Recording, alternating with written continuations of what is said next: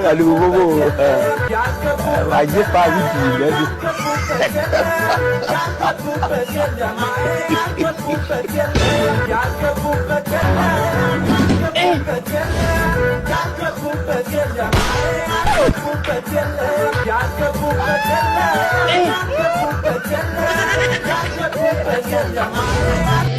ፈጣሪዋን ወለደችው በመጠቅለያም ተከለለችው የለምና ስፍራ በእንግዶች ማረፊያ ግርግም አስተኛችው። እንግዲህ አያቸው አይደለ? በጣም በሚገርም ሁኔታ ነው ያየሁትና በጣም እንዲህ በዚህ ዘመን እንግዲህ የሰው መኮረጅ በራሱ ቀለም እንግዲህ አለመሄድ በጣም ያሳዝናልና እኛን በራሳችን ሃይማኖታችን ያጽናን ይጠብቀን።